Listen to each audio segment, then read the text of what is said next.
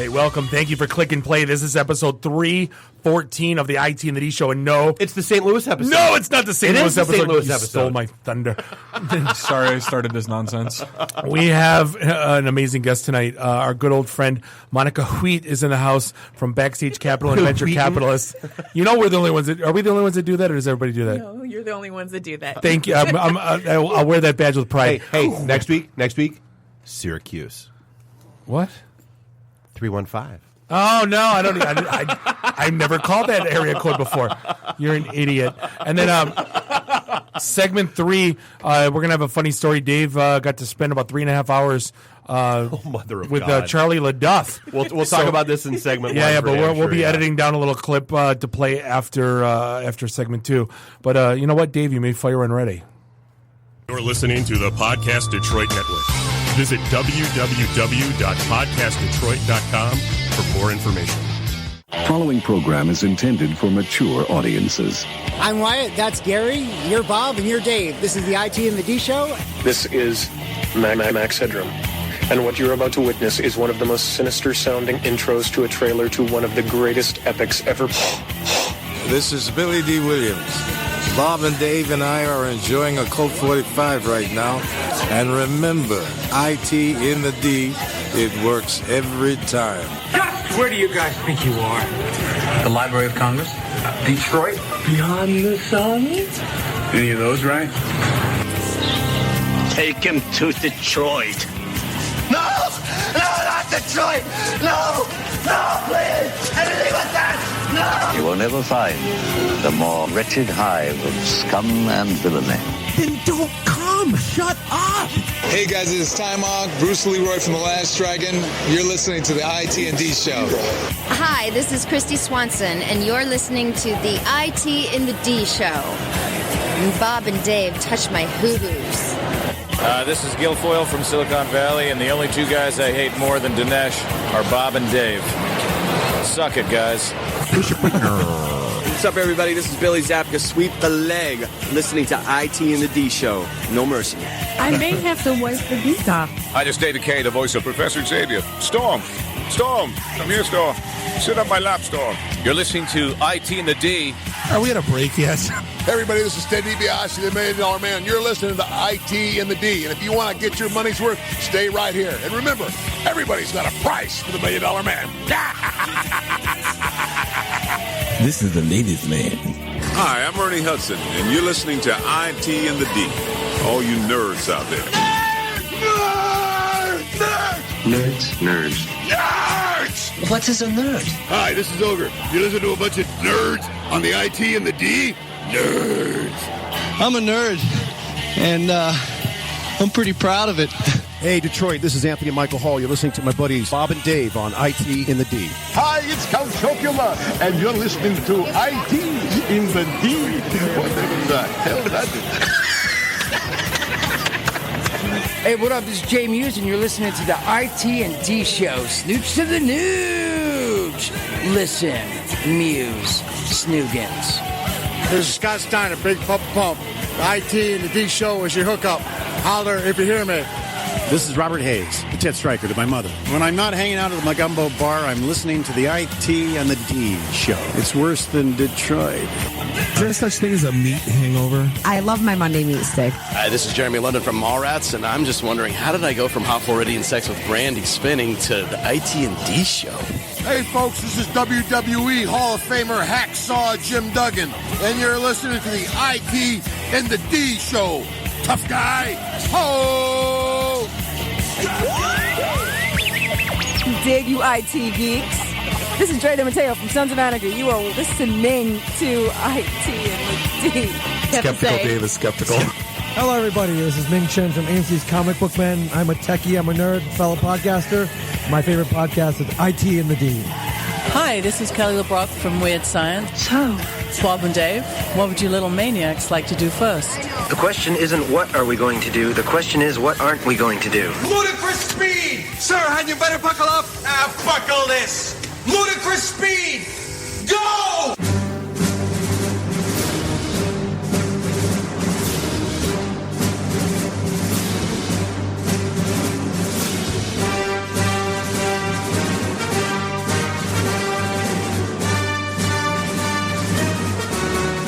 What is going on? Thank you for clicking play. This is episode 314 of the one and only IT and the D Show, broadcasting live here. Do the math, Dave. Come on, do it. I know you have to. I don't even, dude. It's so. This is 314. Yeah. So we're Bob's wrong plus 298. We are so close. Yeah, whatever. You just got a very. So Bob was convinced when we started this that we would run out of shit to talk about at 16 episodes. True story. That was his cap. 16 and we're done. I was argumentative. I not only was upset about it, I was argumentative about it. Oh no, he was vehement that we were going to be done at 16. Well, congratulations on you guys being above 300. That's amazing. Thank you.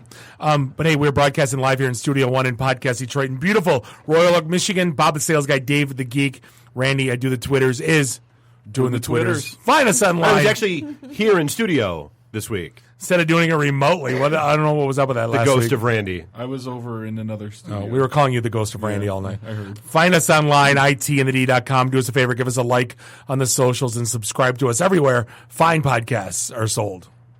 So, it's when you jump in on calendar. Were you off today? Oh, no, I didn't know if you were going to dive right in. So this weekend, Saturday, we are going to be at the Monroe Comic-Con. All the fun, all the chaos. We are sponsoring the cosplay contest. We are diving in on some of the panels and discussions. We are giving a panel. So you want to start a podcast. And it's the day after my club's Oktoberfest that I'm hosting and DJing. So people, show up and ask Bob all the questions. My BAC at noon is going to be probably legal. So yeah, it's going to be a lot of fun. Amber Nash from Archer is the guest that I am most looking forward to hanging out with and chatting with. That should be a lot of fun. So that should be good. And then 9/19, we are going to be at Embrew for our event. And then I have booked October at Whiskey in the Jar. Fine. And your official over. No, I want this on record again. Your official over under is what? Did I say 9 or 12? You said 9. 9. I'll stand with 9. Okay. And I also said Brad and Darshan and Randy and me and you don't count. No, you can't play the what if game. No, it's 9. Fine. We still don't know the terms. But I got introduced to a kind of amazing. This is like one of the. You see apps all the time, and you're like, yeah, whatever. Until you see this one. It's called Zapier. I don't know if you ever heard of it. No. They basically have, Monica has. She's nodding. They basically have peeled out the API off every single app, and allows you to basically talk to them back and forth. Now, let me get into this. Now, it's basically. Wait, so is this ICQ? No, it's not a chat. No, Monica, what do you know? Like I mean, IFTTT, but way more powerful. Okay. Yep. It can do things back and forth instead of just a one-off. Very cool. So in essence, it's the easiest way to automate your work. It connects all your business software, handles the work for you, so you can focus on the things that matter most. No more wasting time on tasks that you know could be automated because that's what they do for you. Just go to our special link, Zapier. That's ZAPIER.com/IT and the D. Connect to the apps you use the most and let Zapier take it from there. So now if you're in marketing, you can instantly engage with leads, send them to CRM or a spreadsheet, and then notify your team so they can basically call on them. They got a whole bunch of dev tools for Trello and things to make tasks for your teams that are doing software development. There's literally support more than 1,500 business applications. They did all the legwork. So possibilities are endless. Best of all, it's easy to build the exact solution you need in minutes without writing code or asking a developer to help. Right now, there's 4.5 million people who are saving an average of 40 hours a month by using Zapier. Do us a favor. Through November, try Zapier for free by going to Zapier, ZAPIER.com/IT in the D. That's Zapier.com/IT in the D. Like, seriously, if you see... There's check it out. PC Mag, and there's a bunch of articles that wrote. That still exists?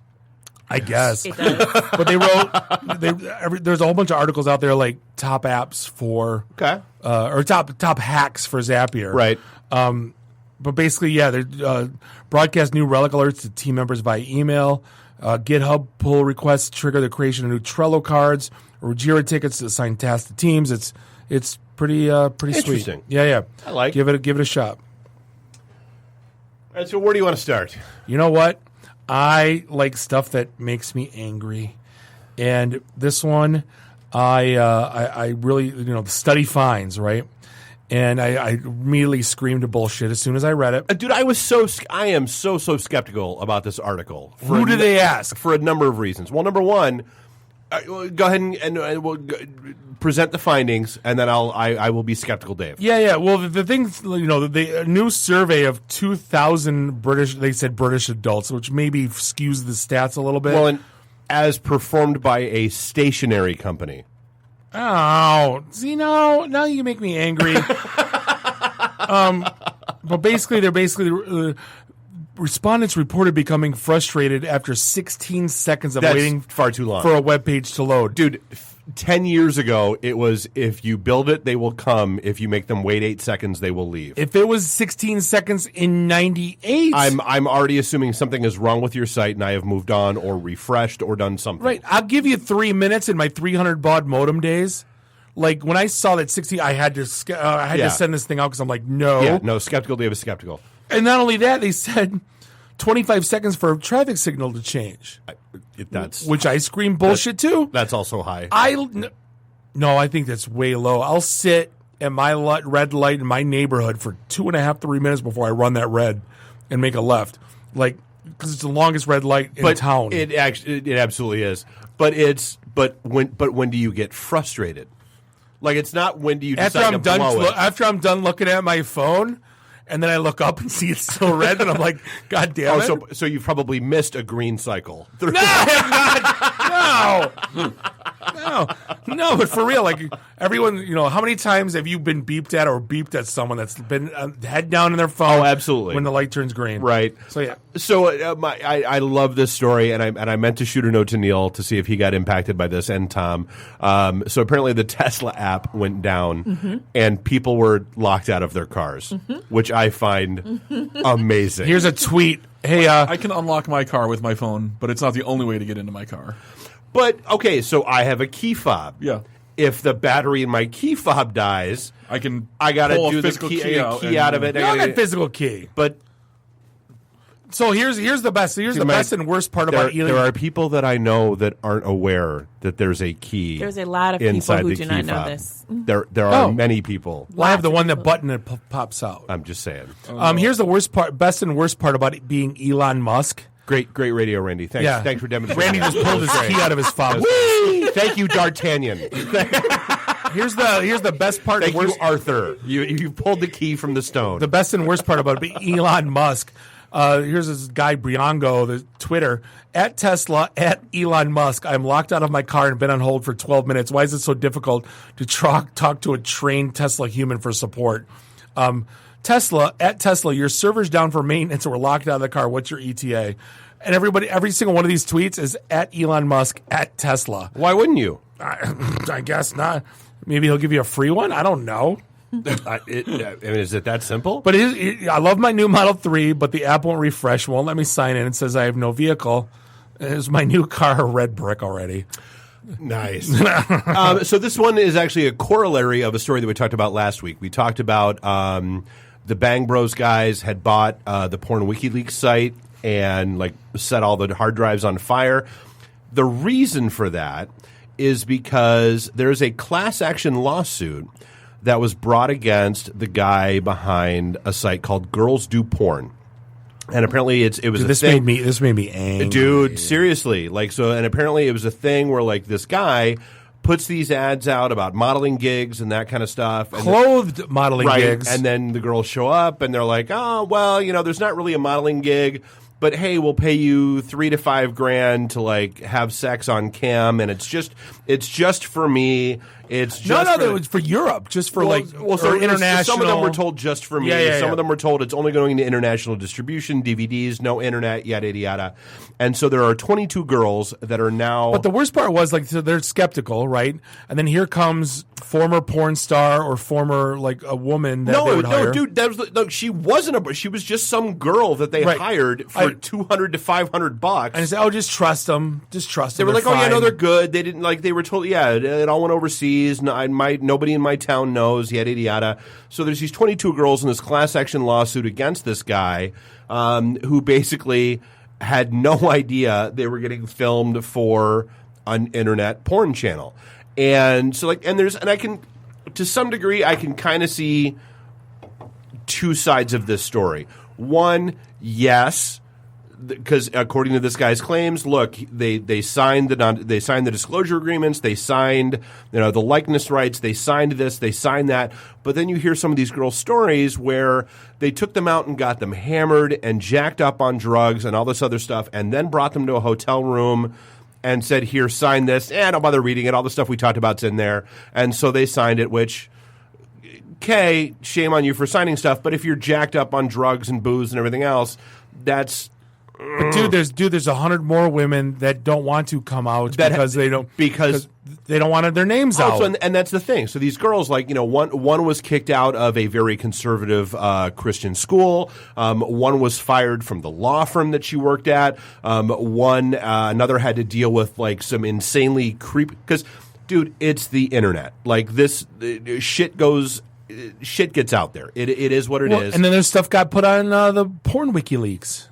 Oh, well, and that's the thing. So then this guy, and this was the corollary to that, is so this guy apparently bought into the Porn WikiLeaks website and started releasing all their names and their home addresses and their hometowns. And Creepy McCreepster.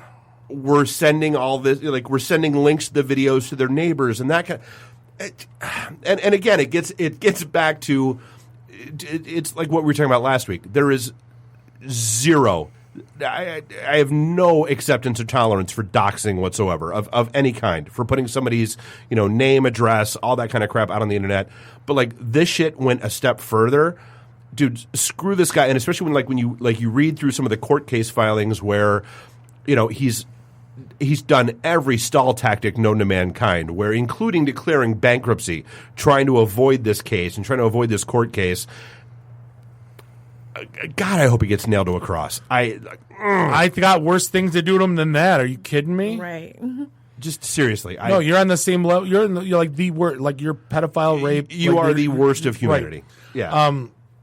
God, I got to cleanse my palates. Can we talk about IT crap for a second here? Now let's talk now about. I'm all angry. No, let's talk about the guy, an Australian fellow who went to a bar in Manchester, England, and thought he'd order himself a beer, mate. And then didn't put his reading glasses on when he got the tab, and the bartender had rung it up wrong.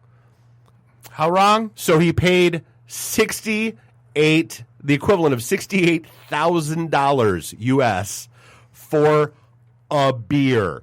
Yeah, it was what, $100,000 AUS. Yeah, in Australian dollars. Yeah, and got hit with a $1,700 transaction fee to go along with it. Now, here are my questions.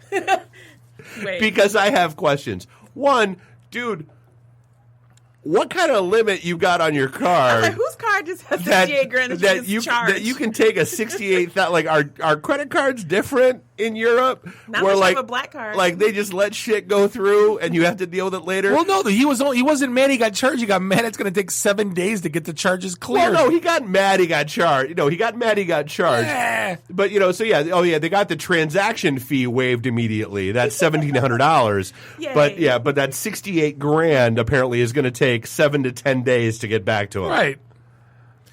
I want to go drinking with that guy. Jeez. Yeah. So about a month ago, dude, we talked about, remember that Joe Rogan thing where pretty much we talked about the AI voice thing? Yeah, he's done 4 hours of podcasting every day for 10 years. You can pretty much make him say anything. Yeah, and so they took the deep fake AI algorithm and they basically they took all of his episodes and created a new Joe Rogan episode without Joe Rogan. Right. So we talked about this a few months ago. So here's where it gets tricky. So creepy. I'm just gonna start reading. The CEO of an energy firm based in the UK thought he was following his boss's urgent orders in March when he transferred funds to a third party, but the request came from an AI assisted voice of a fraudster. Now here's where it gets of $243,000. So here's where it gets interesting. So the Wall Street Journal reports that he believed he was speaking to the CEO of his business's parent company based in Germany. Yep. The accent, it was a German accented caller. Told him had the same melodic tone, is what he said. It was that guy's voice. Told him to send 220,000 euros to a Hungarian supplier within the hour. The firm's insurance company shared the information about the crime, but would not reveal the name of the target business. Right. No shit. So, and the reason why, and this is where, but here's the funny part. Like, dude, again, if it hadn't been for those meddling kids, so, and this is where, like, again, if crooks would just spend 10% of their energy on channeling into good things. So they got away with $243,000, but then they tried to call back. And that's when the guy got suspicious and went, wait, no, let's start double checking stuff. So they still got away with the $243,000, but that hack would have never been detected if they hadn't tried to go back to the well again. Ugh, idiots. I mean, I know an auto supplier in town that everybody knows their name that got hit with about a $650,000 fraud. We've talked about it on the show. Oh yeah, yeah. I mean, this shit's real. I mean, here's the thing though. Okay, put yourself in their shoes. Your CEO calls you screaming, you got to pay the supplier. I mean, are you saying okay? Are you calling the CFO? What are you doing? I don't know.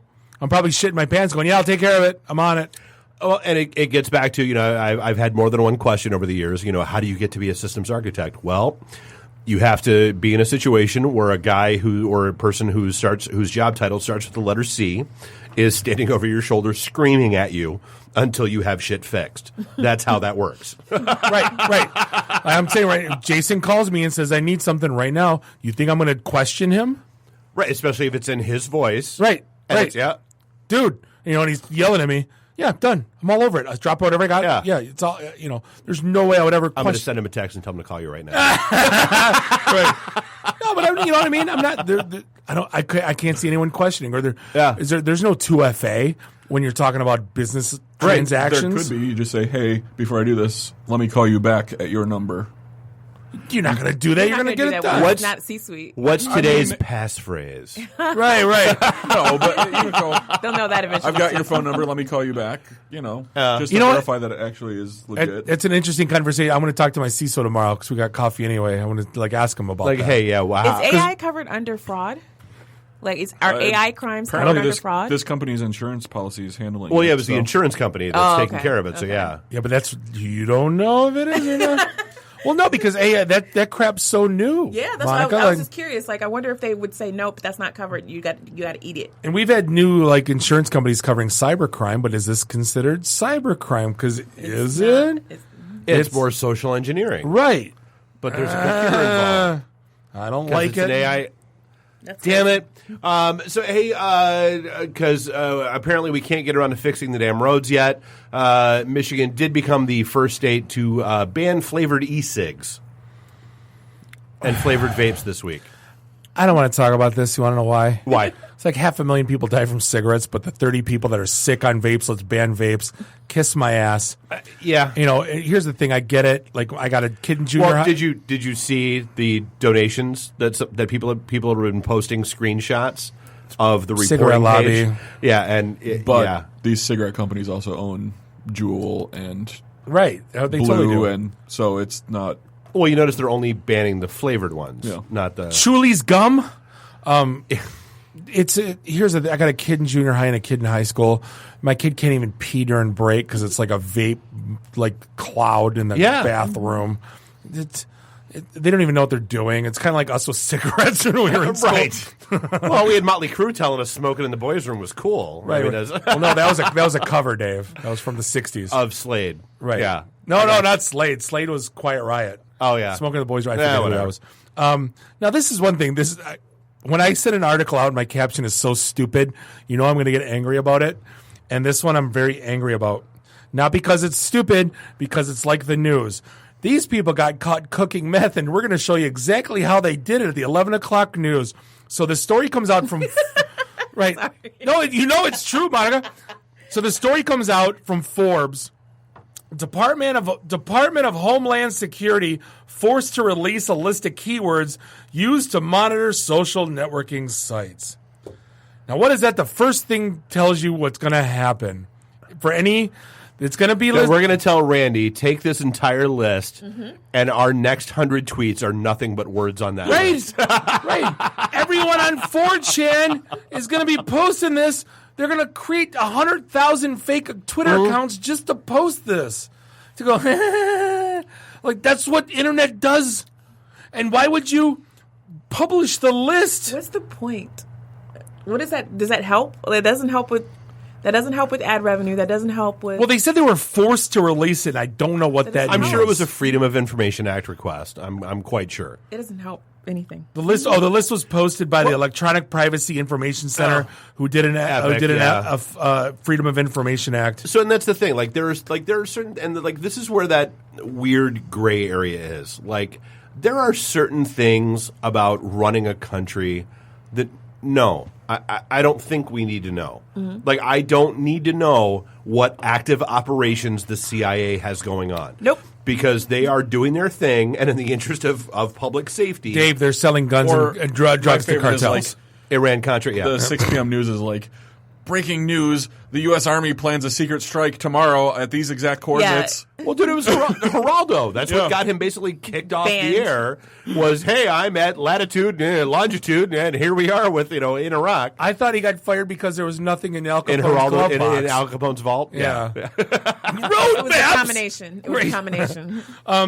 Now this one I'm kind of concerned about, but I don't know what to make of it. I'm curious as your take. Is it the White Claw shortage? No, we're not talking about that.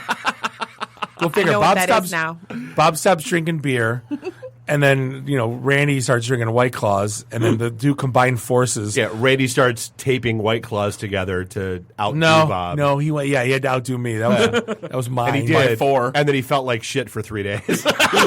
Shocked.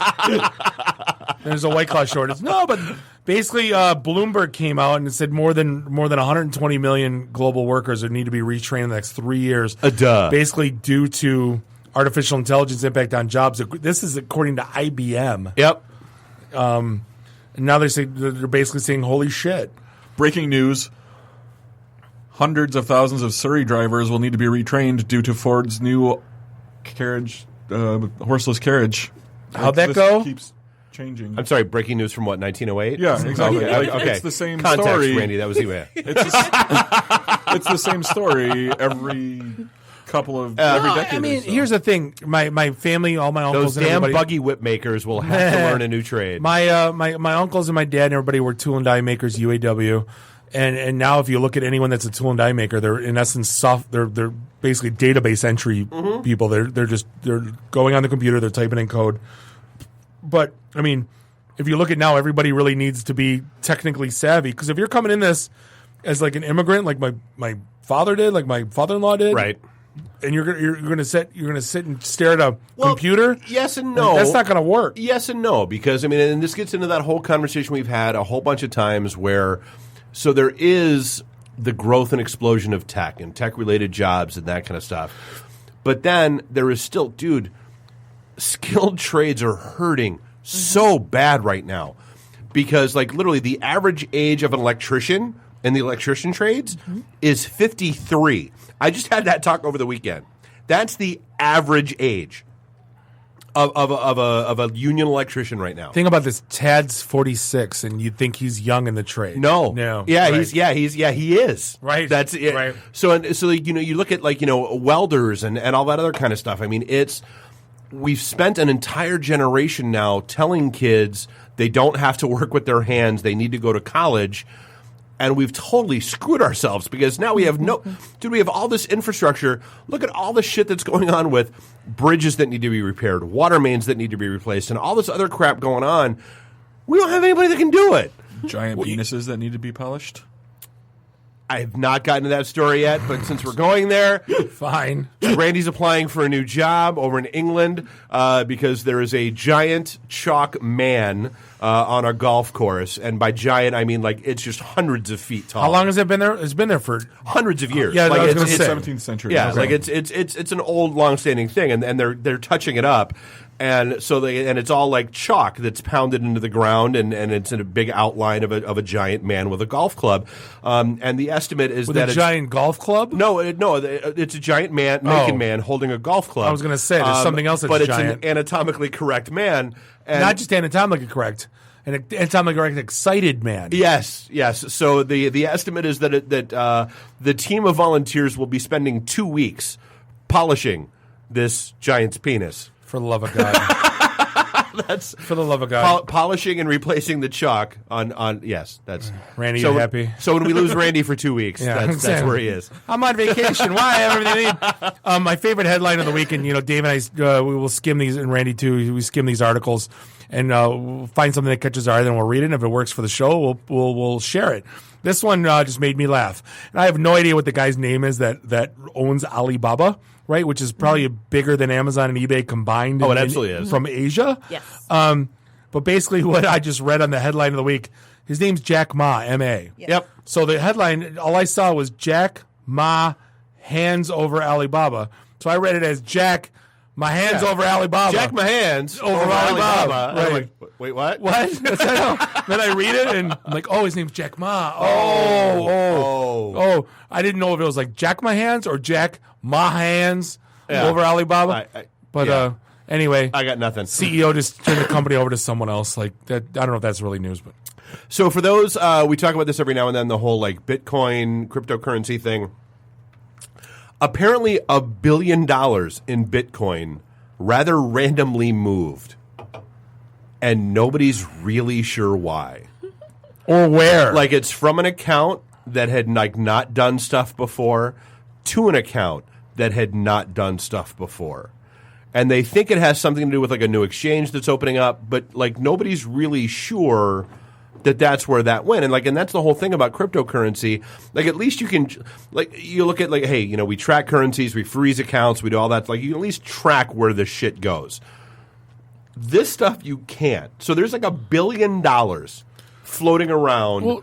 That could be being used for God knows what. Isn't the only reason they caught it was because the transfer fee was like 10x a normal transfer fee? Yes. And it wasn't even an expense. You figure I'm going to transfer $1 billion. That was $700. Right. Yeah. But that's like, it would have been $35 under normal circumstances. So that raised the red flag. If they would have just done it under normal circumstances, nobody would have ever noticed. No. But literally, if you're going to transfer $1 billion and you say it's going to cost $700, are you going to say like, okay, like cool, all right. Crazy. Right. Absolutely crazy.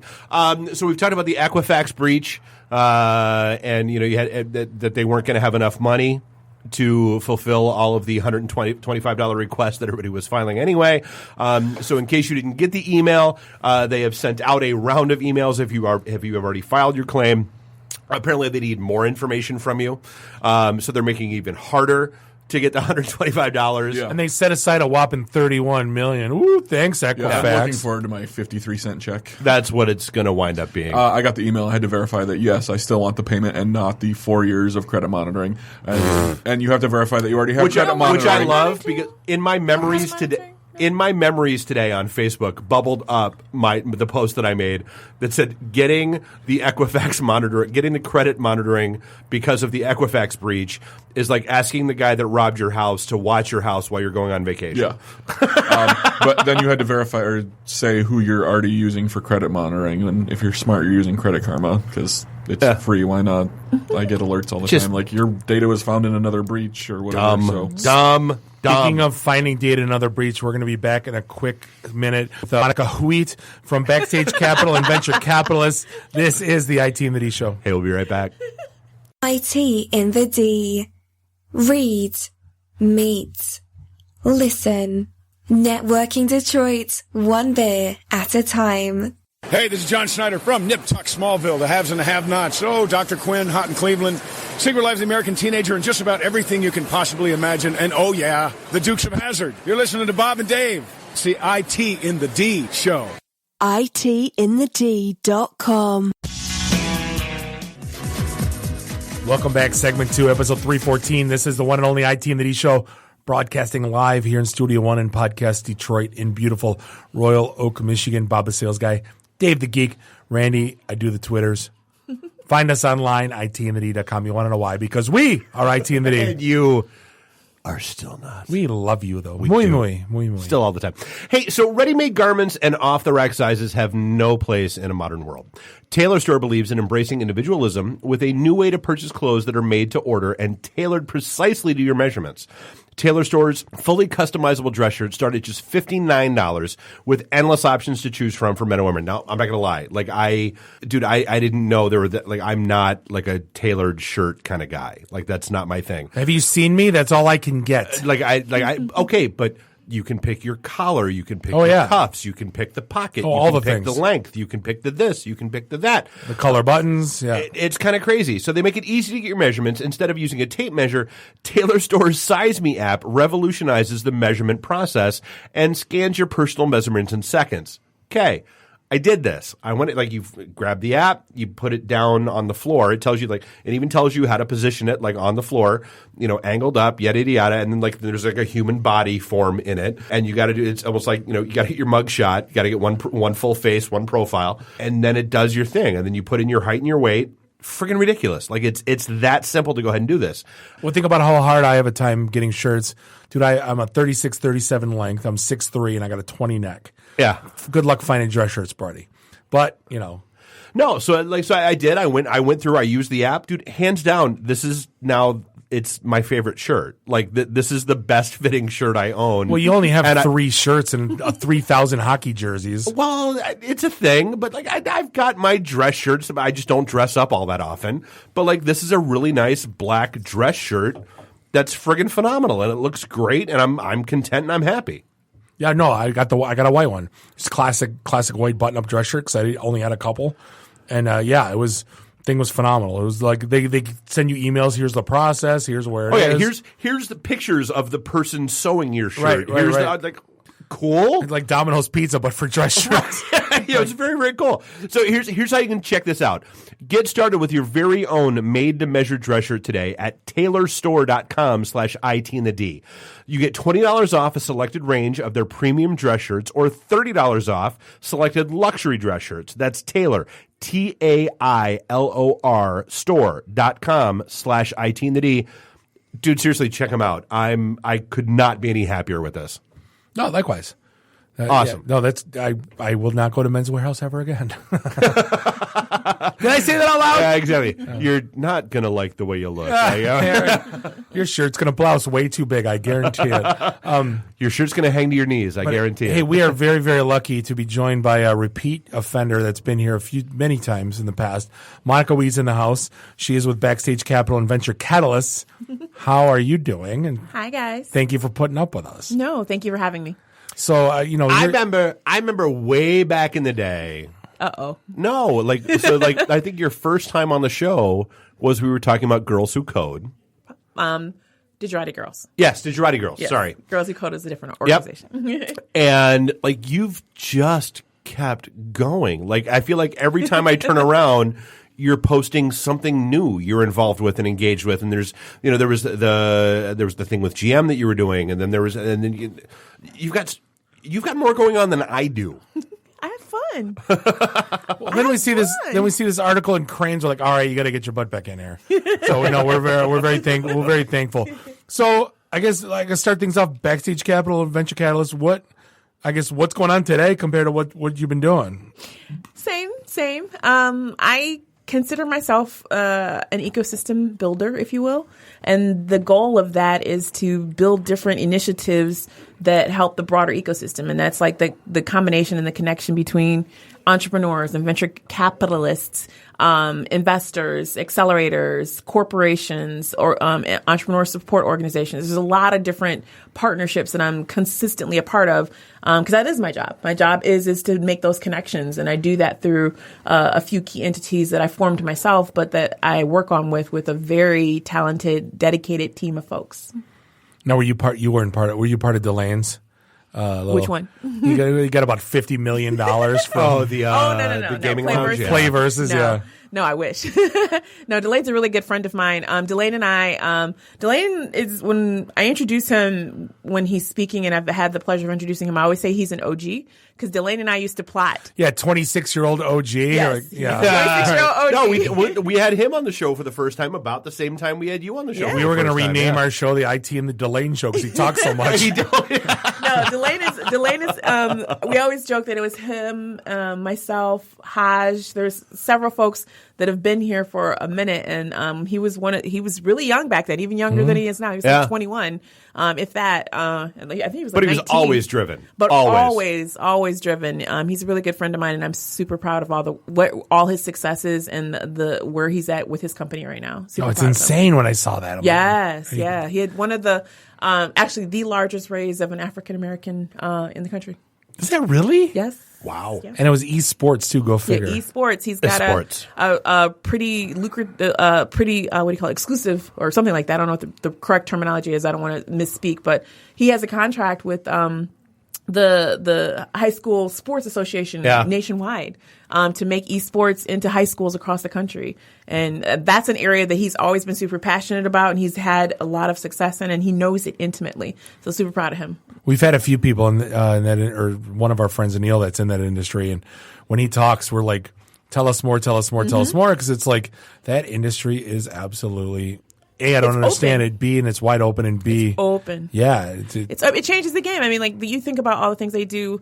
I work a lot with kids in tech, as you know, and you think of all the other things they do. They have robotics competitions and chess. There are other types of ways that kids can organize, compete, socialize, and things like that don't necessarily have to be football, basketball, those things. And there's nothing wrong with any of those. Right. This is a whole new territory, and he's capitalized. We always did that crap in high school. We never got paid for it. Now exactly. We were doing it anyway. Exactly. What are some of the hot markets right now that you're focused on? What I guess anyone like coming out with that killer idea that you're like, oh my God. I don't know if it's a killer idea because all ideas require traction, but one of the things that I'm excited about is what we were talking about earlier is AI. I'm all in in AI, just figuring out different places that people are taking it and how people are changing the events industry and different ways that they're using data. I've seen people, have AI draw images for them, create stuff, just amazing work. And those areas I'm super interested in things that I think we have a lot of strengths here in Detroit. One of my companies that was part of the Backstage Capital Accelerator, she's in this space, which is on-demand manufacturing, 3D printing on demand, things like that. Fashion. Now where's 3D printing these days? Because we heard so much about it. We thought it was going to be a thing. Right. And it's gotten kind of quiet in the last 18 months. It has gone quiet, but that's why I like the on-demand aspect of it, because 3D printing in and of itself is cool and you can do stuff with it. But you got to think about it in the phase of how people think of manufacturing traditionally. Right now you go through a long line and you're building a car, you're building some sort of anything. Yeah. But 3D printing is you're getting this idea or this design on demand, and as long as the materials are set up on demand, you can create it. Yeah, and when you look it's at that, changing rapid prototyping more than anything else. Yeah, it's changing everything. Well, I remember, when we did the auto show a few years ago, and watching them 3D print a car. Yes. Every 21 hours. Yes. That was the big thing then. But it's been quiet. I remember when they built a house in 24 hours from cinder blocks, 3D printed. But like I said, I haven't seen in 12 months. I don't think I've seen anything out there. Interesting. It's VRML, Bob. Am I not looking it up? Oh yeah, something else now. Yeah. So I mean, what else? You guys are looking at AI. Definitely. I wouldn't say you guys, because the groups that I'm in are all in different spaces. Backstage in particular is industry agnostic. Venture Catalyst is industry agnostic. So we are across the board on things that just happen to the people who are making the decisions on investments are agree upon. Me personally, areas where I'm super excited and where I've seen a lot of traction are definitely AI. Definitely new way, expect the on-demand manufacturing. I've also been looking at a lot of stuff that people are doing in the space of fashion tech, where they're creating whole different ways that what we wear interacts with our environment around us. Wearable tech. Information. Gives us information about everything around us, and then incorporates that into our outfit. Makes the material denser if it's cold, lighter if it's not. I've seen such things where people are actually having prototypes and wait, do that again? Cool. Which part? It's material that changes. No, I've never heard this before. It's material that changes. It sends signal to the material, and I don't know what you call it, electrics, some sort of pulse makes it denser. and then another pulse reverses it. I want to say it's electrosynthesis, if I recall correctly. That may be correct. Yeah. But if I put that on, it would totally choke me out if it was ever like warm out. It's got to make you warm. Yeah, exactly. But stuff like that, I think they're open for that. Just because I'm fine. Leave me alone. Right. I put it on because I know I'll be fine. I could have used it yesterday. We were at a soccer tournament. It was fine 72 during the day, and it was a 52 in the evening at the last game. So yeah, we were I needed a couple cups of tea to get back to normal. Anyway, he told me he's gonna be 90. Yeah. So what about like is the next killer app idea, is that dead, or is that still like, because we went through a phase of about 4 years where people are just pitching. They're still doing that. It's Uber, but for right. Everybody's doing that. I think where the differences are now are that whereas all that activity used to be solely focused on the coasts, we have 10 times more, like a multiple of traction in the center of the United States across different markets, and that's changing how people are interacting with apps. I always say I've been running hackathons and accelerators and things like that for decade plus, up to a decade, whatever. And you'll always have the people who come up to you and say, "Hey, I've got this great app idea. I know how to get Red Bull to your dorm room at 4:00 in the morning." Some sort of version of that over and over and over. We're past that. Like, I think so. I've seen the change in the way that people are proposing ideas. A lot more people in the social entrepreneurship space creating apps that do things that change money to help or help to money or put resources from A to B, things like that. A lot more people doing things that have practical applications. You still have people that are out there taking big risks and, changing the way that you think about trust. We were talking about earlier, trust in money and like who gets your credit card number and where that number is saved and all sorts of things like that. Those things I think are the bigger kind of moonshots. But then there are a ton more people in the market trying to create the next big thing that is more to the non 2%. See, the problem is I would pitch you my idea. Now, it's not my idea because I've said it on the show, so it becomes everyone's idea. But the only problem is there could only be 3 customers. Okay. And I don't think it would ever, unless I sell one of those 3 customers, it'll never work. We could talk offline. Okay. Now that you're I'm like, wait, what? No, we can talk offline. To me, it's a $1 billion saving idea. I don't know so much a revenue generating idea. But yeah, this has been my we've been talking about this on the show for 4 years. Okay. But yeah. Okay. But it's a thing. Okay. It should be a thing. We're angry that it's not a thing. Well, let's talk. Yeah, no, exactly. Way to be vague, Bob.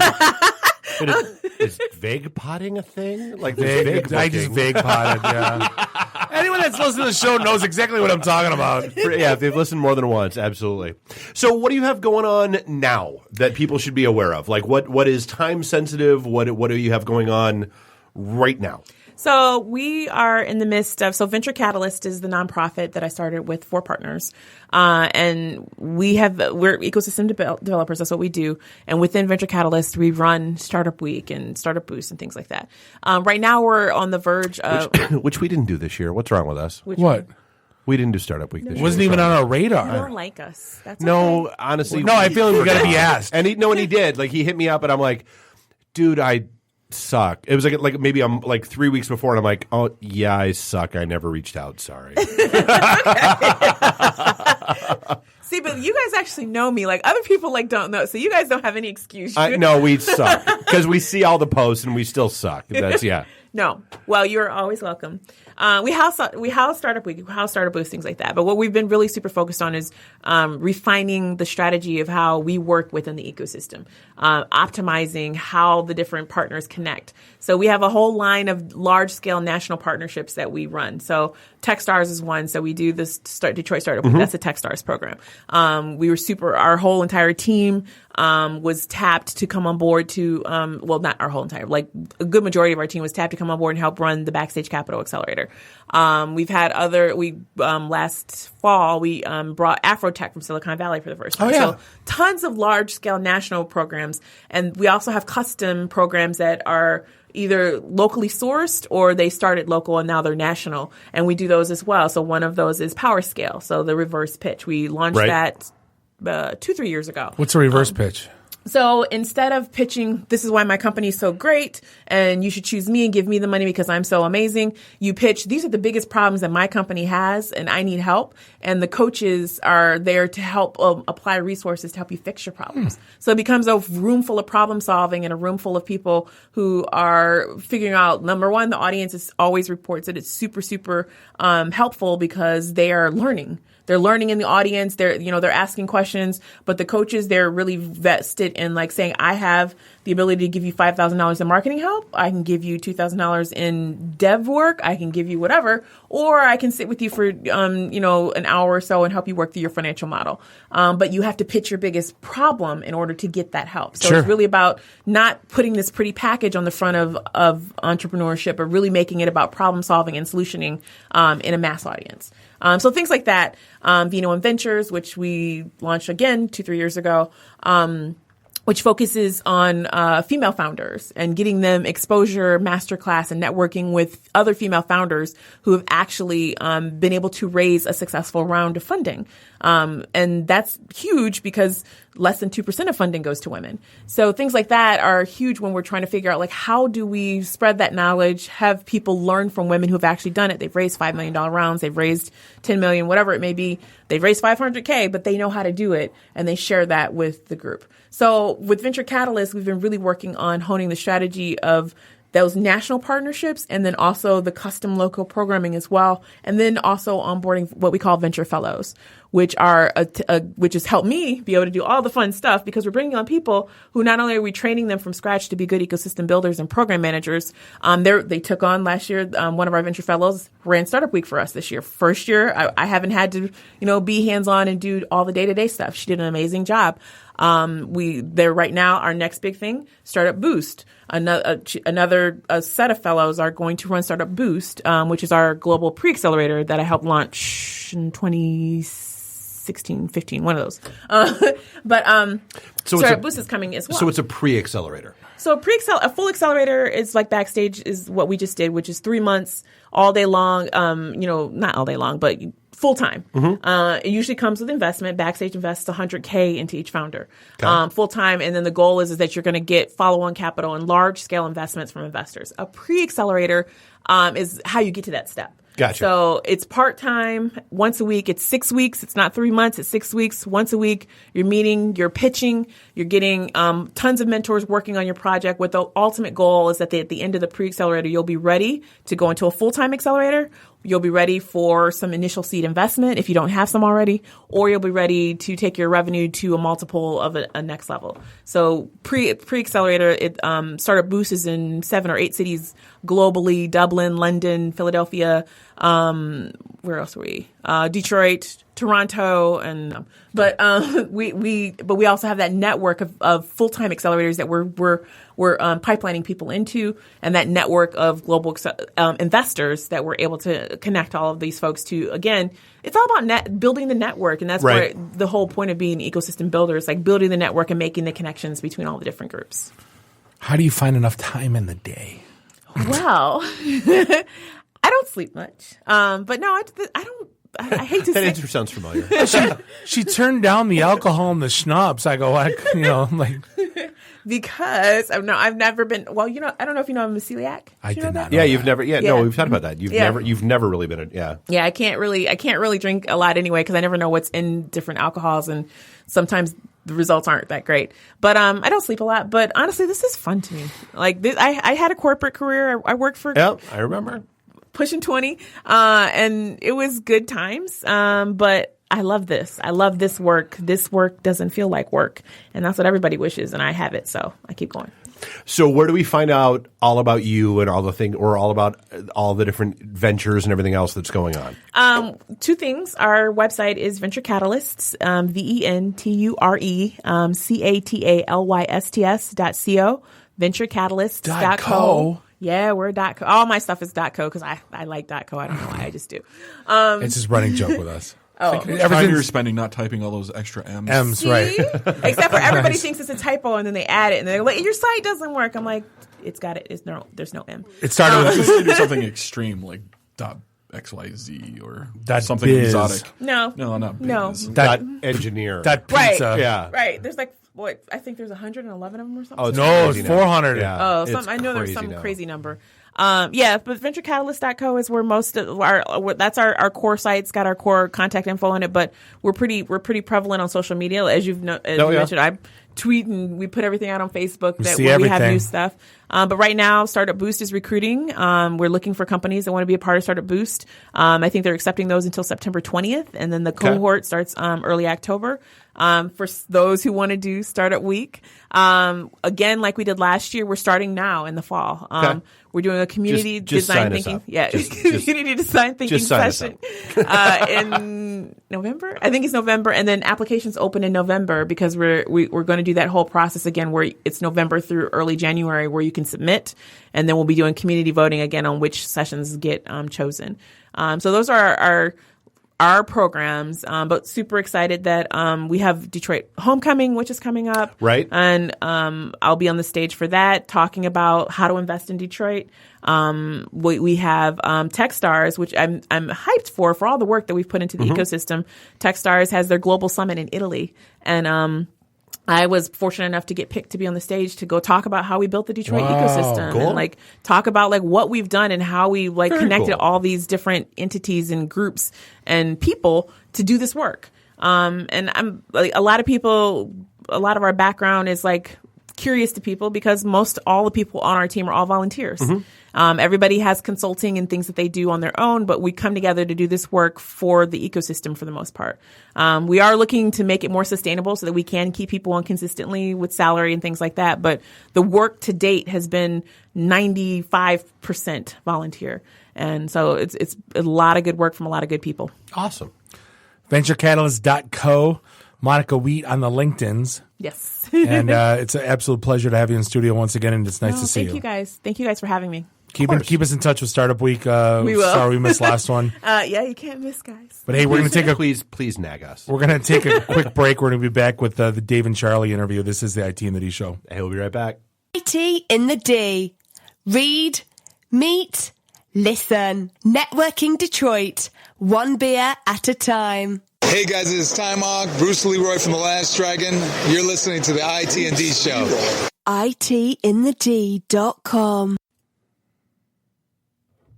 Hey, welcome back. Segment 3, episode 314. This is the one and only IT in the D show, broadcasting live here in Studio One. Podcast Detroit, beautiful Royal Oak, Michigan. Bob the Sales Guy, Dave the Geek. Randy, I do the Twitters. Find us online, ITinthed.com. Hey, you know what? If you don't know your numbers, you don't know your business. But the problem of growing businesses have that keeps them from knowing their numbers is their hodgepodge of business systems. Yeah, I'm looking at you, Dave. They have one system for accounting, another for sales. We don't have any system for any of that. Another for inventory, and so long. It's just such a big, inefficient mess, taking up too much time and too many resources. That hurts the bottom line. Want to introduce you to something we've been around since for 20 years now. It's NetSuite. Now it's by Oracle. It's the business management software that handles every aspect of your business. An easy-to-use cloud platform giving you the visibility and control you need to grow. With NetSuite, you save time, money, and unneeded headaches by managing sales, finance, accounting, orders, HR, right from your desktop or phone. That's why NetSuite is the world's #1 cloud business system. Right now, NetSuite is offering you valuable insights with a free guide, the 7 key strategies to grow your profits at netsuite.com/IT-in-the-D. That's netsuite.com/IT-in-the-D to download your free guide, 7 key strategies to grow your profits. netsuite.com/IT-in-the-D. All right, so I'm going to set the stage for this by saying, so look, here's the deal. So Friday afternoon, I went down to Detroit Shipping Company to run a white label show for a client that is not on the network. They just wanted to use the studio space to record an interview. Well, it turns out the interview was with Charlie LeDuff, who showed up, A, loved the studio, B, had a phenomenal time. Just sitting around yakking and talking. So the recording was supposed to start at 4. Charlie showed up at about 4:15. We just kept sitting around BSing, the four of us, until about 5:15 when they finally started recording. And then we all stepped downstairs for a drink or two. And then Charlie looked at me and said, "Hey, can we go back up in the studio?" And I said, "Yeah, there's no reason why not." And so we went back up there. And then he said, "Hey, you got anything to drink in here?"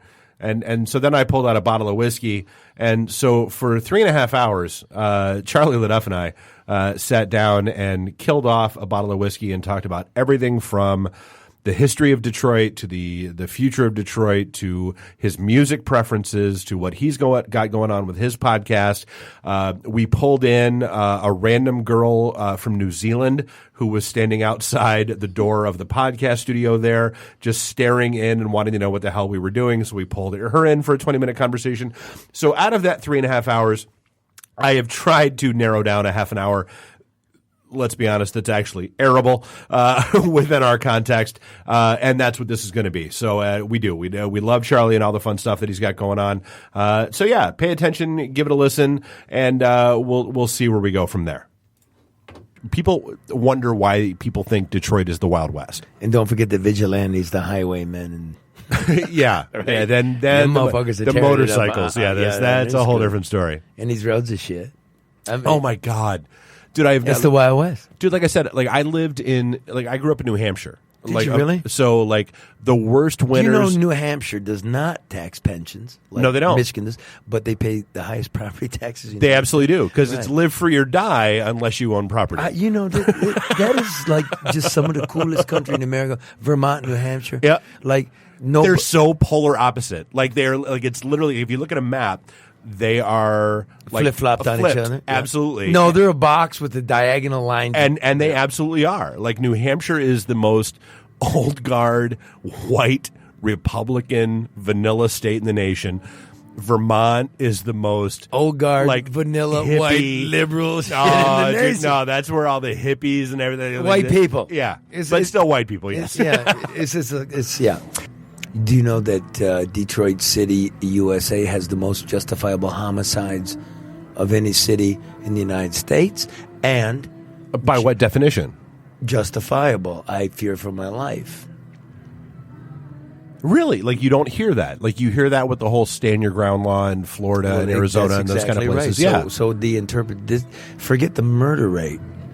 What about the justifiable homicide rate, which says to people, you have no surety or faith that the police will come. Right. And so the police, who are heavily trained in the Constitution. Absolutely.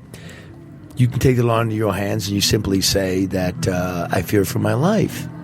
Well, that really tells you something about public safety in Detroit. Just think about that for a moment. I don't want it to be a political screed. Right. We have...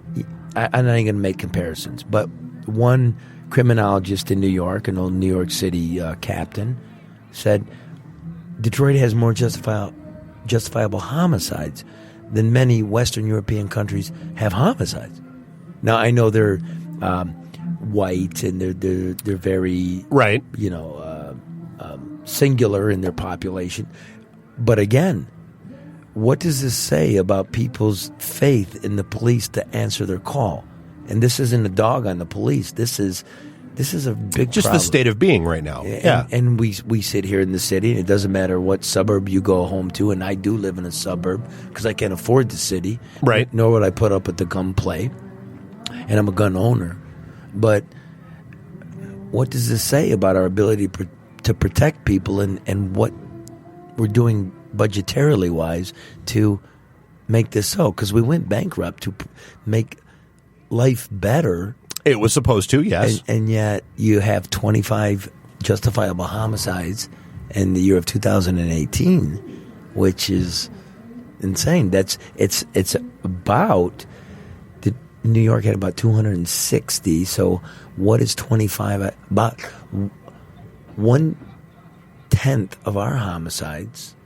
Or New York City is 250, let's say, right, rounded down, and we have 25 justifiables.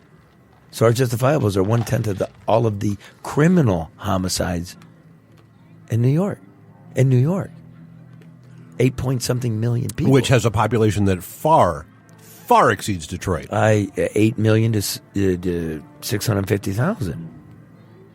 I worry. I look out the window and I worry about everybody. So here's a good question for you. So wrong with that? Why is that number so heavily debated?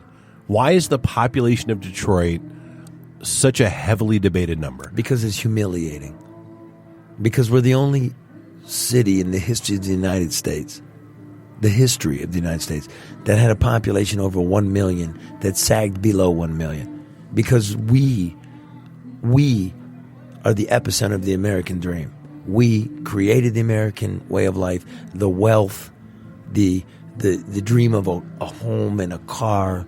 Like, we were it. Yeah, the birth of the middle class. We were richer than New York. We were richer than everybody.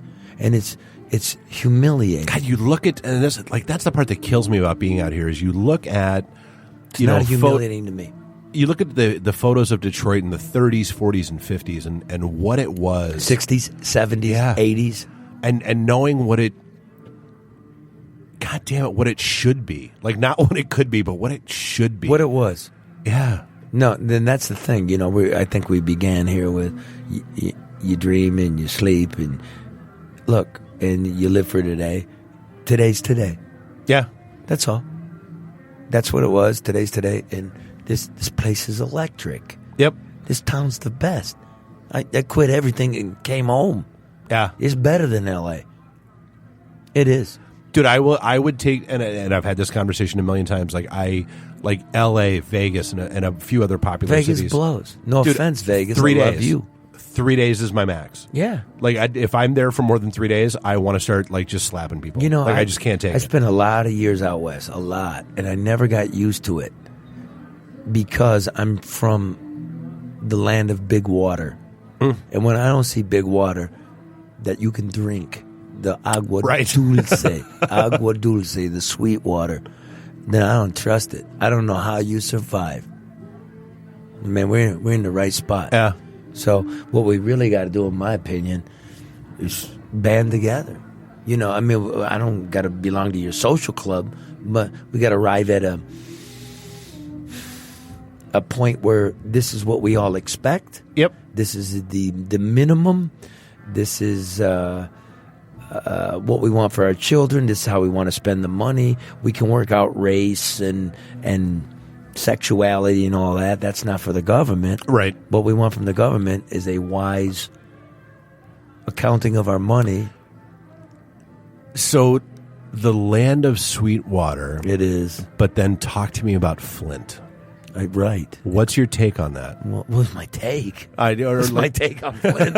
We knew it was my take on Flint. Like how it's a goddamn outrage. You know, here we are all these years later, and they're still relying on bottled water. That shit's still well, they're not always going to. They're always going to.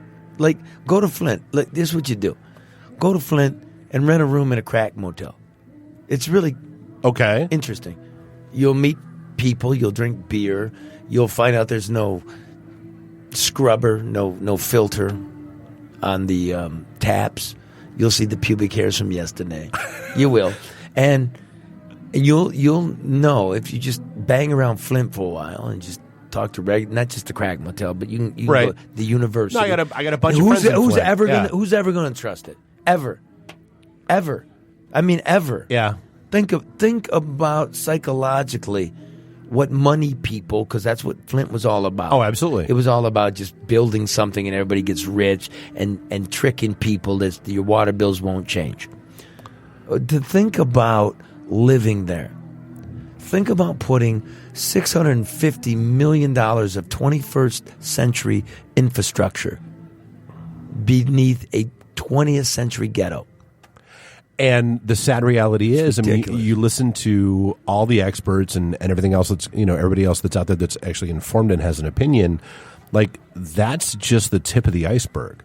Like, almost every major city that was built around the same time has these same issues looming and pending. And I think Newark. Yeah, just from a Michigan perspective, like that's one of the things that 300 cities and towns and cities, municipalities in California. Yeah, have arsenic levels through the roof, lead levels through the roof. Why do we not pay attention to infrastructure as a society? Because we don't want to spend the money. Because we've been tricked. Like, well, goddamn government and taxes. But you know what? The goddamn government, and I do pay the taxes, and where is it? And I understand why people are angry and they don't want to pay. Because it never gets to where you say it's going. But to quit on it is to commit suicide. Yeah, quite literally. It's patricide. What is patricide? Is that's killing your father? Okay, what is infanticide? Yeah, right. Is that killing your kids? Yep. That's what we're doing. We got to grow up. We got to stop talking regurgitating the talking points. No, let me make it better, more regular. Talking the talking points, mimicking the talking points. Think for yourself. You know you want better. Stop sharing a goddamn meme on Facebook and thinking you're making a change. You can do what you want, but I ain't watching. Sometimes I do when I'm taking a shit and like Google trending and Trump and his Sharpie. By the way, I love Sharpies. Who doesn't? They go for great. But we got an in-depth analysis of Sharpies, stock, up and down. Whatever. Fuck. Well, again, that's the world we live in. Like, so a college basketball player blows out a shoe playing a game, and Nike stock drops 3%. Well, that's because which Obama is somehow said, $1.4 "Oh my God, billion. he blew out his shoe." Well, they're all, yeah. Well, that's the way that goes. Hey, do me a favor. Yeah. I'm gonna take a piss. I was just gonna say the same thing. You want to? Let's pause this. No, let's not pause it. Let's put in "Fairies Wear Boots" by Black Sabbath. Okay. And then that gives us about 2 minutes and 30 seconds to not only take a piss, but get another drink. Beautiful. Okay, so ready to hustle? That means we don't wash our hands. I never understood when a guy took a piss, why he washed his hands. If you didn't piss on your hands, what are you telling me about your cock? What's wrong with that? We made it back. Your mic's real loud. Oh, well, turn it up for that. We made it. Oh, but you stopped it. I was What kind of mixologist are you? Always, you tech guys always pressing buttons. It's what we do. It's who we are. I know. Like, relax. God. Want some hand moisturizer? Sanitizer. Oh, yeah. I'll take some. Which, probably not the worst idea. Why do you got like 3 bottles of this shit in here? What are you guys doing here? Because people. Because they're weird? Dude, yeah. Do people even know what's in hand sanitizer? No. No, they just do Nope, they just accept that it's a thing. Because it said and it runs on the bottle. Look at what's that? Salted caramel whiskey. Oh.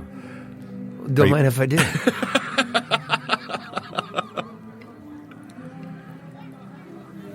That idiot off for them about the building. I would like to live in that. The Woodstock. Honestly, the building I want, so right next to Temple, there's an old firehouse that the Illiches have been sitting on for 10 years because I know the guy that sold it to him. Mm-hmm. I want that so bad. Dude, the top 2 floors were totally tricked out as residential. They're amazing. Bottom floor, dude, I would put at least 3 studios in that thing and just make it kick. Like, I want that so bad. Make him a proposal. I did. They're not listening. Yeah. You know what I call Chris Illich? Chrissy. Hey, Chrissy.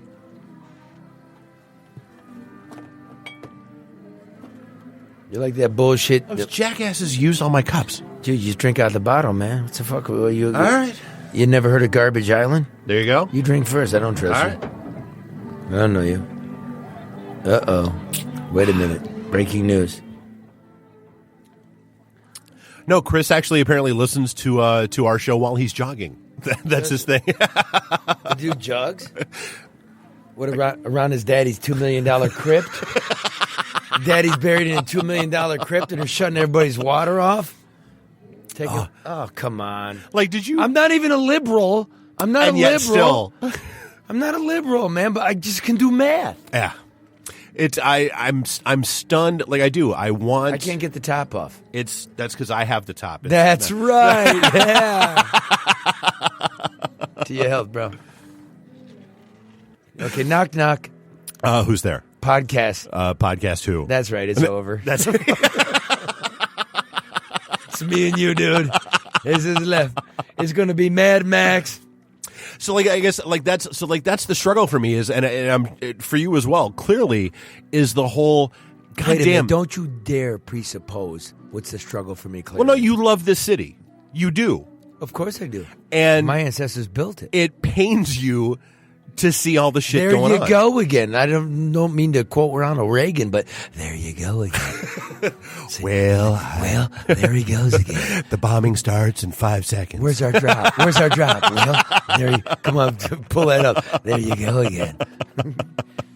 So we talked a little bit earlier. We talked about like Corktown and that kind of stuff. So wait a minute, you just dropped the last train of thought. What's wrong with you? You've been drinking Old Smoky maple syrup whiskey? Yes, absolutely. Okay. What were you saying before? So the before was like, so it does. It clearly pains you to see the city in its current state. Yes, but I'm accepting of the fact that it's not what it was. Nothing ever is what it was. Ever. I give you, for instance, the Roman Empire came and it went, and the Italians are still hanging around in nice shoes drinking cappuccino. You know what I mean? So right. What bothers me is pain and misery. And if there's some solution to a little bit of the pain, right? And if we can get beyond blaming people for their circumstance, because it's beyond what you think it is. Oh, absolutely. It's beyond, well, here's what I think. And I haven't practiced this much. There's a real bitter dispute between poor black America. I'm not talking about middle-class black America. True. That's a whole nother discussion. But poor black America and middle-class white America. Oh, God, yeah. Yes, right? Now, middle-class black America is real interesting as the arbiter here. But having said that, poor black America looks at its circumstance, in my opinion, of what I've seen, and I don't speak for poor black them, America. Right? Well, for our people. They're not them to me, they're us. But I don't exist in that, but I hang. We don't have anything. You don't care about us. This shit was rigged from the beginning. It's been rigged for 400 years. We perish, we wither, and you take everything. You don't help. And it's not exactly our fault. And there's a lot of truth to that. There absolutely is. And on the other side, white middle-class suburbia says, man, I might not mix with you. I worry when I do. Shit gets rowdy, just like they don't hang with lower white class America because the shit's crazy. Very true. They don't hang with them. But I understand, and I pay my taxes, and I want programs, and I want schools, and I want health and good food, and I pay, and I don't revolt. And whenever I happen to drive through, because that's all it really is, I don't see it, and I look at you as somebody that's wasting it, right? Blowing it. Okay. You don't respect me as trying to help you, and I'm the racist, and etc. And what neither of them see is the invisible superficie of government, bureaucracy, contractors, lawyers, everybody that siphons the money that goes to make America a better place. The good intentions of everybody trying to better the lives of everybody, and we don't see it. And now we're all angry. And I think the anger's misplaced. Oh, God, yes. I think so. And I really don't want the anger to boil over where we're pointing guns at each other. It's not a solution. I think that we've decided in the world that the best place to do this is the ballot box, not the barrel of a gun. I would absolutely agree, and I think the biggest issue that people don't understand, and this is the part that kills me, is it's not, dude. It wasn't Obama that changed things. It wasn't Clinton that changed things. It wasn't Bush that changed things. It's not Trump that changes things. You really want to have an impact on your local economy, show up and pay attention to your local elections. Like, to your point, I'm sorry, Gary who? That's only part of it. Because, yes, Clinton had profound effects on the economy. Banking deregulation, NAFTA, World Trade Organization, bringing China in. Right. Bush had very, very severe consequences on the economy. But was that them individually? Let me finish. Let me sound smart here. Okay, sorry. the tax cuts under the Bush administration, right? That blew a big-ass hole in the budget. The forever wars that we fought without a purpose, without funding, that also did it. Absolutely, at the high level, it mattered. But absolutely what you say, at the local level, it matters. Now, I'm asking you, politically, where's the membrane that connects them? Who is the membrane that connects them? Who, from the national level, deigns, once you get to the national I don't level, think they do. Who deigns to bend down They don't. back home? Who in our senatorial crew? Who in our congressional crew? Who deigns to understand us, know what we're complaining about, know what our desires are, know that our schools and roads and everything suck? Where are you? I think they mean to, and I think the best the best quote I ever heard, and it was about like offices, like the corporate world, but I think it applies to politics as well. Did you ever see the movie Head Office?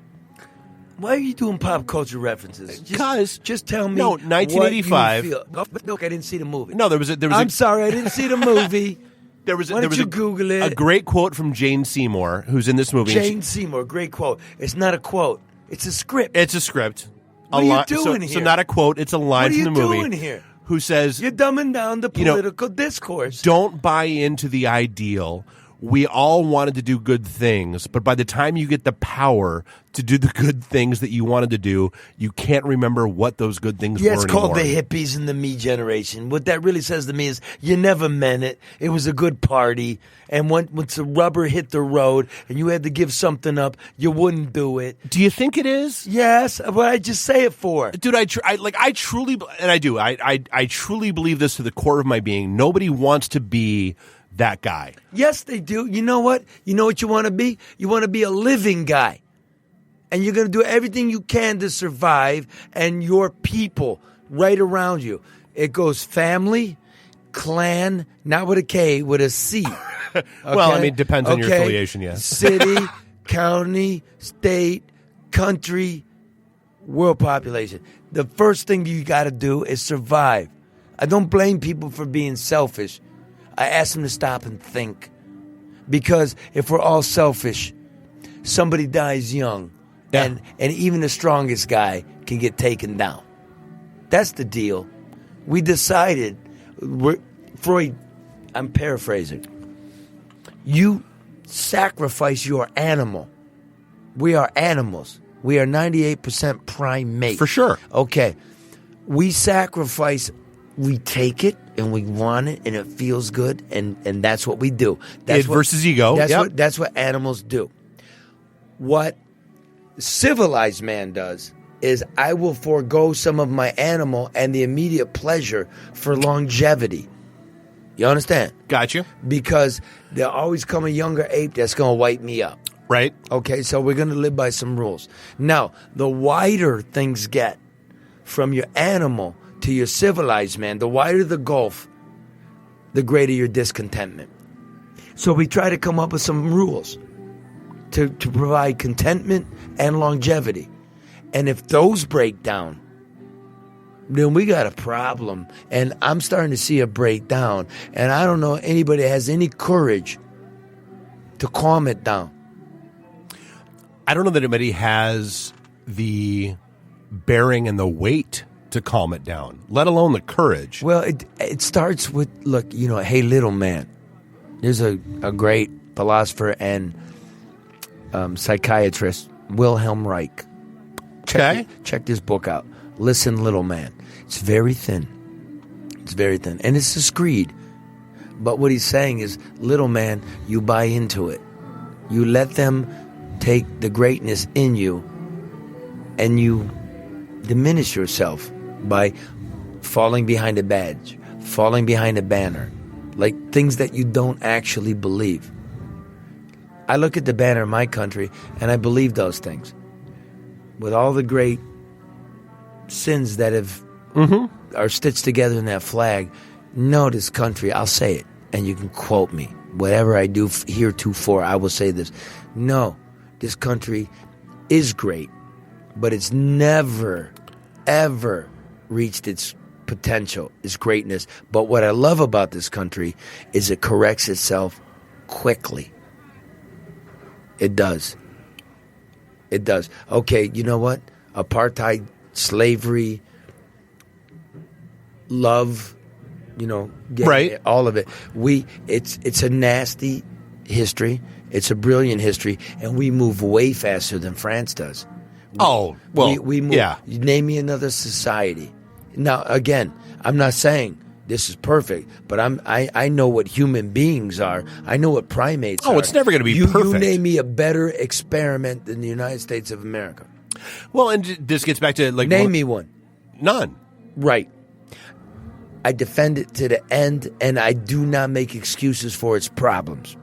So then what's your take on the average lifespan of a true democracy is less than 150 years? Well, across the planet, like historically speaking. That means we're doing real good. If the average is 150, we're 250. Yeah, we're closing in on 3. USA. So is that are we due for a shakeup, or are things good enough that we can just make it work? Well, here's what I know. From my own lifetime and from what I read, we're always shaking it up. United States, you want to do it? Do we have to start from 1609? You want to do it? You want to start from 1967? You want to do this? It's 1969. This is 2019. That was 50 years ago. Yeah. Okay, so let's take a look. In 1969, 50 years ago, the United States government ran a $3 billion surplus in the federal budget. I was going to go here. Okay. Cool.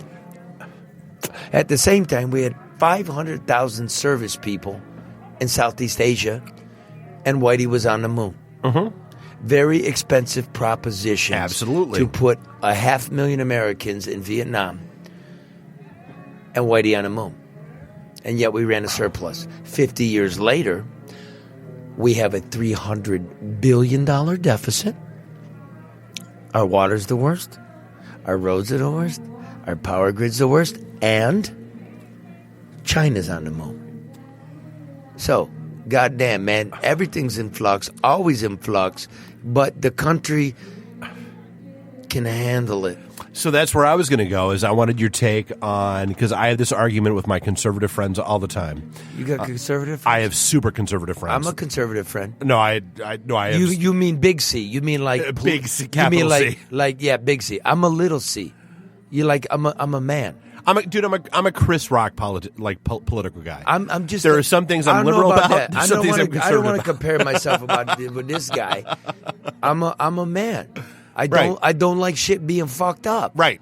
So, if it's fucked up, tell me what it is, and let's arrive at a conclusion. So I want your take on, like, my whole thing is, why can't we go back to the Eisenhower administration and the tax system that was in place then, which was a graduated tax, where, like, you know what? In that point, back in 49, your first $1 million, standard tax rates. Do whatever you want, do your thing. Above that, it starts getting graduated. We still do that. No. Yes, we do. No, we don't. Yeah, well, we do. But we don't. But we do. But we don't. We do. Have you dude, the tax code says no, we don't. Yeah, we do. Because we give them all the shelters, we give them all the outs, we give them all the... There's all the loopholes, but it is a system based on your first $100,000. Okay, your first $20,000. Dude, I don't care about your first no. No. You brought it up. I don't care about your first 100,000. If you don't want your audience, you want to go 1-to-1. Your first $1 million, then 1-to-1. Your first $10 million now. I don't give a shit about. No, pay standard taxes. You're confusing people. Let's go like this. Your first $20,000, you're not taxed on anything. Okay. Your second $20,000, you're taxed at 10. Your third $20,000 or your fourth, I don't have it in front of me. Right. You're taxed at 15. So what happens is you do have a graduated tax in this country, meaning your first $250,000 are at this level. Everything above that might be 90. That's what was happening in Eisenhower. Yeah. But your first 250, you're at 30 or below. Right. Okay, that's how it still works. But it doesn't. But it does.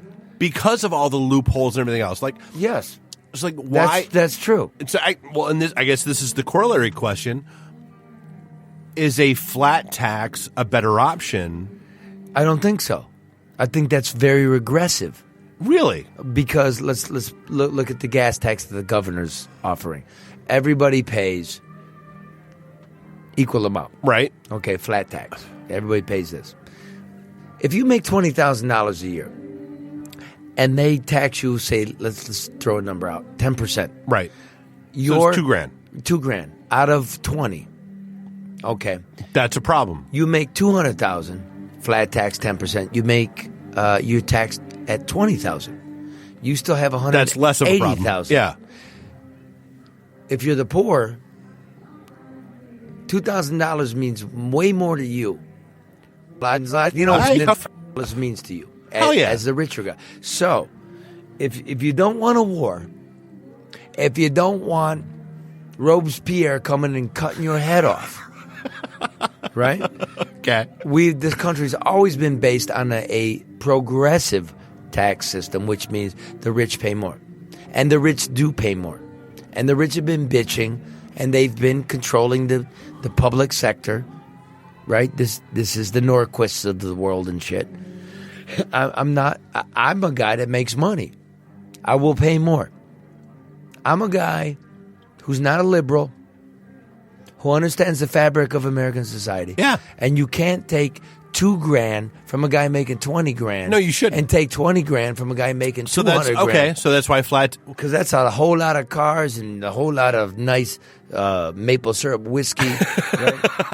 But we absolutely have to be the middle ground and the arbiters. We do, because I'm not against the rich man. The hope and the dream, and I support it, is to be wealthy. That is. I'm sorry, there's a giant-ass dog outside our studio. It's not a giant-ass dog. It's a golden retriever. It's a golden retriever, and they got the muzzle on them. And oh, I didn't see the muzzle. Sorry. See it? See it? No. Don't bring the dog to the bar. Come on, no. But the fact is, somebody in the middle that makes money and pays taxes, who's neither rich nor poor, which is the great American middle, which is the lodestar of this country. Right. We got to do it this way, and if we don't do it this way, we're going to have a lot of fucking headaches. I just believe that. And I'm not a liberal. I'm trying to leave a better world for my daughter, and my daughter lives on 9 Mile.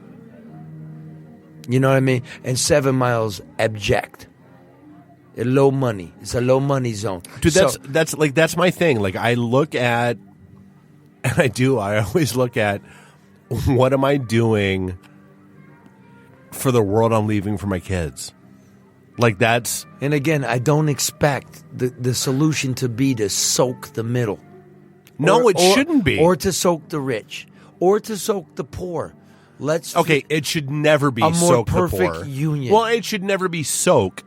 It should be proportionally appropriate. Well, then we're agreeing on what the history of the United States has been. So let me sing a little tune for you, if you don't mind. We the people, in order to form a more perfect union. Go on. Do hereby declare unto these United States of America.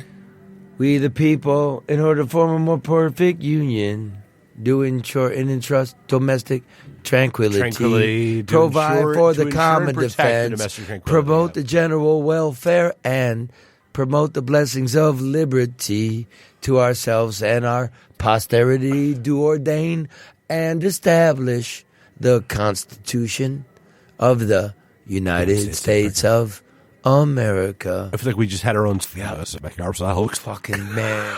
Bring that shit back. 369 12, 15, 18, Junction. 21, What's 24, 27, 30. Interjection. Man and a woman had a little baby. They were three in the family. Oh. You ran out of shit to say, dude. No, dude. I'm like, honestly, like I'm sitting at the point right now where I'm like, Charlie, I'm glad you're in a girlfriend video. That's literally the point that I'm at right now. Where I was gonna make fun of it, but it's a cool studio. Dude, mock. Go ahead, mock.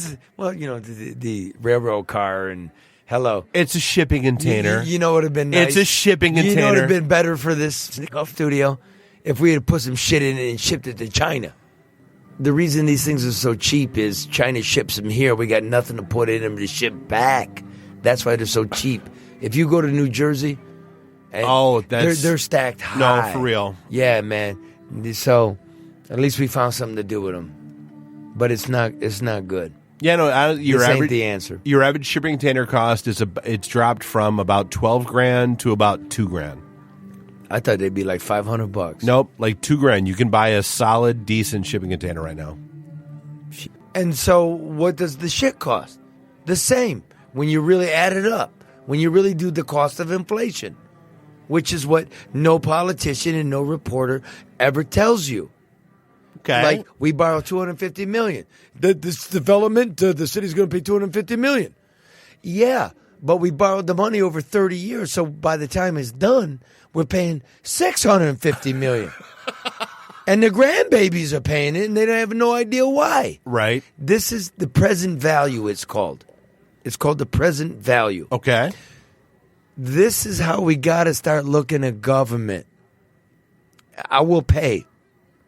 I will pay for infrastructure. I will pay for schools. I will pay for roads. I will pay for some development. We got to pick the winners and the losers. Right. We can't give it to everybody. If we don't do that, then remember this. Let's do this one. The Wayne County failed jail. Oh, Jesus Christ. That thing's going to cost. It's a hole in the ground. It literally is. By the time we're done paying for it, we spent, they say, and I don't believe it. Okay, they've already licensed it out. $200 million. Yep, and they've already licensed it out to somebody else to basically burn it to the ground that's and over redevelop. 20 years. Yep. That's $400 million. That means who's ever 5 lives in Wayne County will be 20. Anybody working is going to pay for something they don't see. Yeah. This is the sin. This is what I fight. This is what I'm about. Which brings me right back to what I said originally that you fought me over.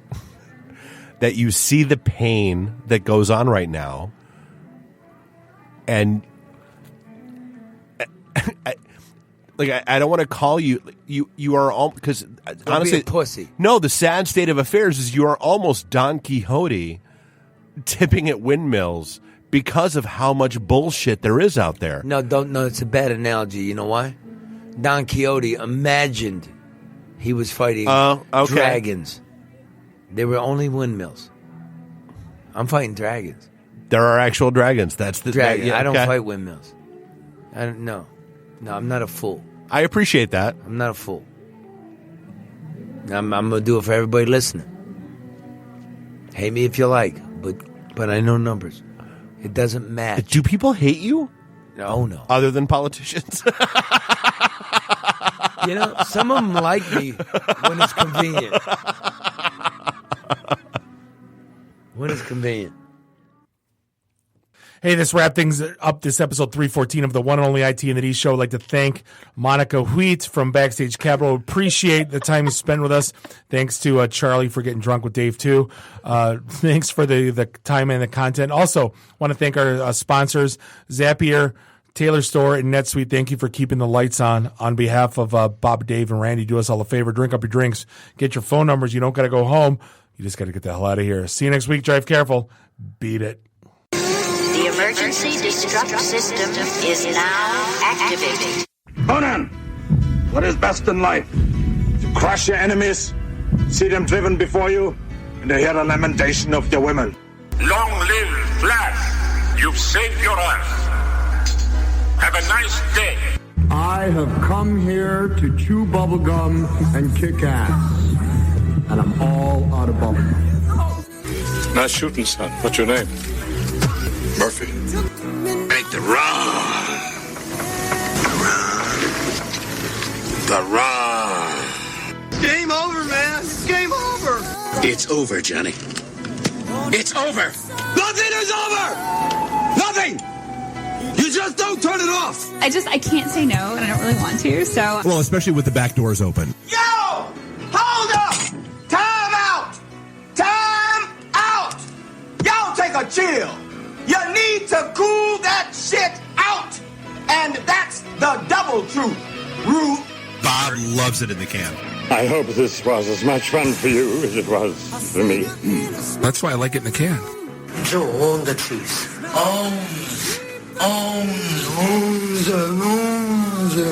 Bear me. My job is to make sure this program is morally upright and cultural and wholesome. Shut up, Mimsy! Shut up, Mimsy! Shut up, Mimsy! Why would, Buick put their cars next to, the Bentleys? Why? That's not marketing. The alphabet. It's brilliant. Yeah, I can't take that position. That analogy sucks because it's right. Because you're getting your 8-track tuned up. Are we at a break yet?